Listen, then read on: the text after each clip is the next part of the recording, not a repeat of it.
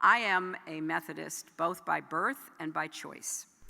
According to those who know her, Hillary Clinton has been profoundly shaped by her lifelong affiliation with the United Methodist Church. Bern Strider is Clinton's longtime spiritual advisor. Methodism's very important to understand her. Clinton comes from generations of Methodists. Growing up, her family attended First United Methodist Church in Park Ridge, Illinois. While the church itself was a relatively traditional mainline church, her youth minister was incredibly involved in what we call the social justice, social gospel movement within the United Methodist Church and other mainline Protestant traditions at the time. Clinton often recalls the time her church youth group went to hear Martin Luther King Jr. preach. His words, power of his example, affected me deeply and added to the lessons of my minister to face the world as it is, not as we might want it to be, but to commit ourselves to turning it into what it should be. Carolyn Davis is deputy director of Wesley Theological Seminary's Center for Public Theology. So Hillary Clinton, in her relationship with that youth minister, was really introduced to the idea that faith formation is deeply linked to public service, to social justice. In her acceptance speech for the Democratic nomination, Clinton quoted a well-known Methodist credo, one that she repeats frequently. Do all the good you can for all the people you can in all the ways you can, as long as ever you can. I've come to see how important it is that we always be asking ourselves how we do translate our faith into actions. Clinton translates her faith at the liberal end of the Protestant theological spectrum. Many religious conservatives, including some in her own denomination, criticize her strong and unapologetic support for abortion rights and same-sex marriage. But Clinton also speaks of her personal spirituality. I am grateful for the gift of personal salvation and for the great obligation of the social gospel. To use the gift of grace wisely, to reflect the love of God and follow the example of Jesus Christ.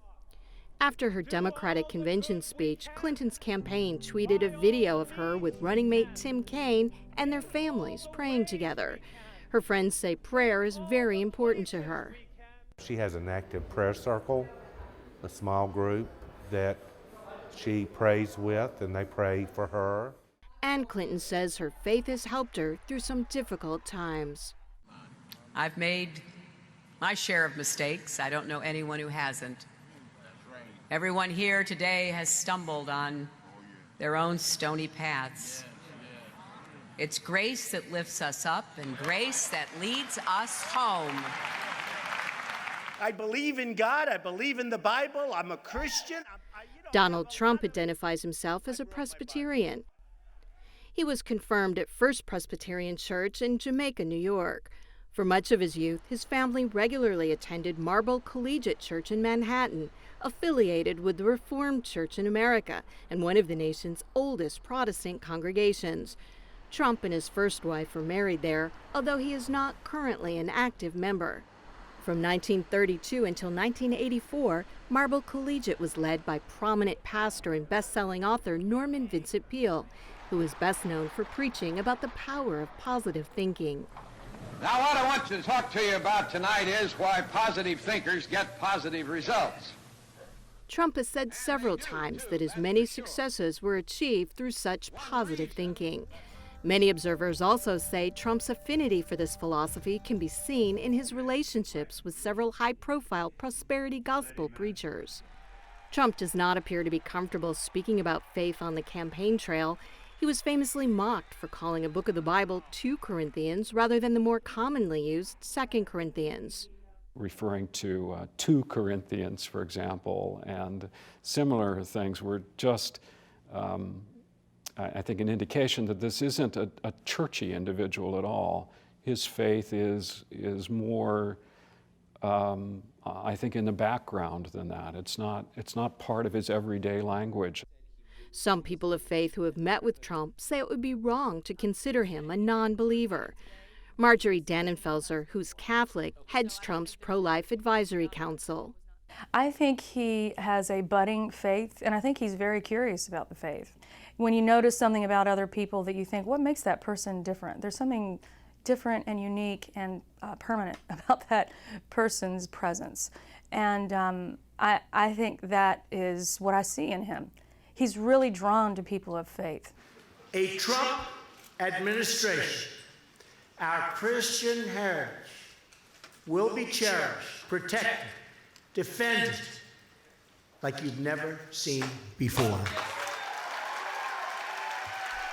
When speaking to evangelical audiences, Trump emphasizes issues rather than faith. He talks often about religious liberty and has repeated his intention to repeal the Johnson Amendment, which prohibits tax-exempt houses of worship from endorsing candidates. That was my idea. I figure it's the only way I'm getting to heaven, so this is going to be the only way. Trump has also appealed to religious conservatives by promising to oppose abortion rights and to appoint pro-life judges.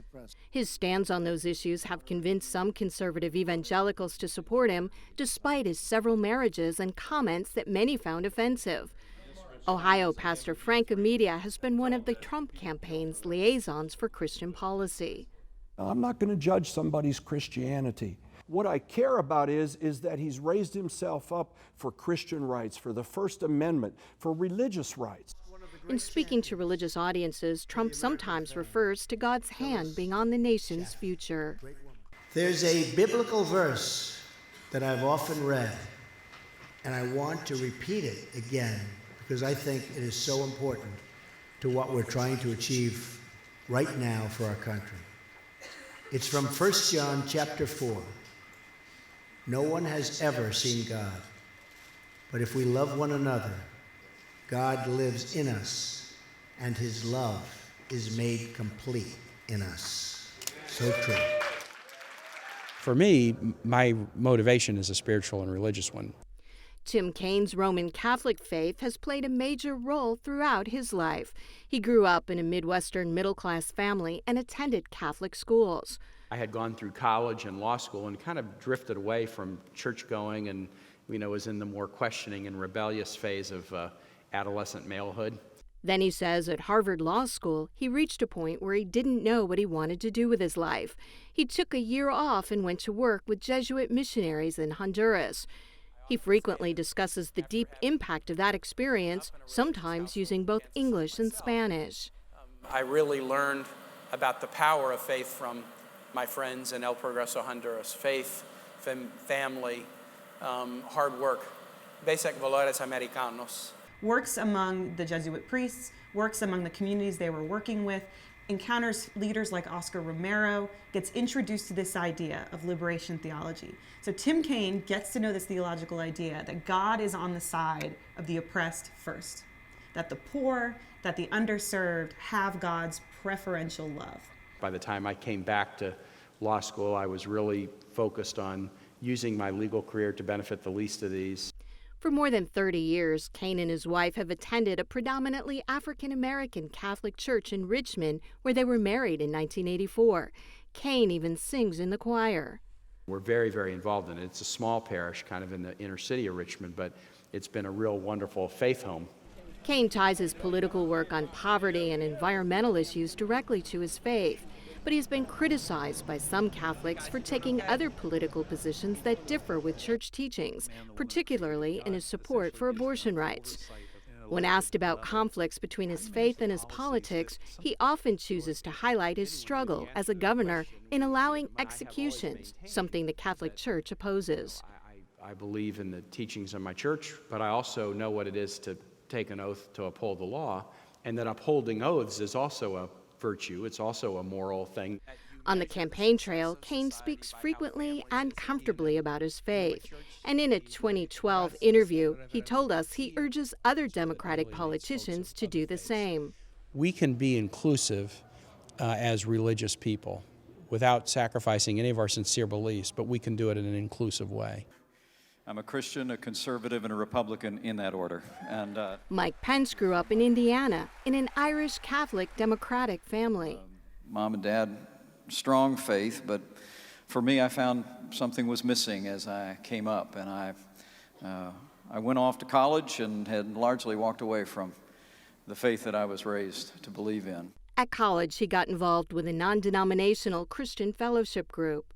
I went to a Christian music festival, and I heard one preacher after another not talk to me so much about what Jesus has done to save the world, but that what Jesus had done, he'd done for me. And my heart broke with gratitude, and I gave my life to Jesus Christ, and it's made all the difference. He found there, I think, a different kind of spirituality, a spirituality that sees a much more direct connection between the individual and Jesus. And that really has been a fundamentally important part of his development, not just as an individual, but as a politician. Although Pence has referred to himself as an evangelical Catholic, in recent years, he has solely attended a series of evangelical Protestant churches. Faith is in his DNA. It's who he is. It's a natural extension of everything that he's about. It informs his life choices. It informs his policy decisions. He and Karen pray before every major decision when it comes to politics, including whether to be the VP nominee or not. Like Clinton and Kaine, Pence often talks about putting faith into action.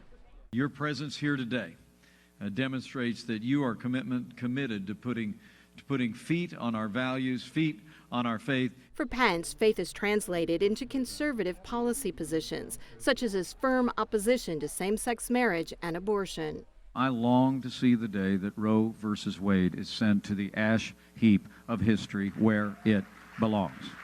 As governor of Indiana, Pence signed a controversial bill that he said protected religious liberty.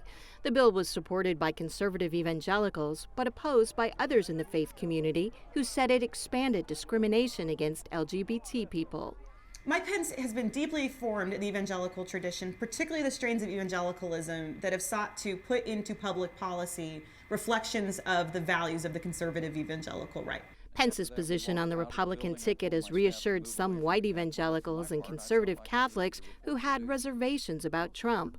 Many of them agree with Pence's view that God has extended special grace to America. In these troubled times, at home and abroad, these challenging times for American families, it's still true that if his people who are called by his name will humble themselves and pray, he will again hear from heaven, and I know, and I know, and I know, he will heal our land.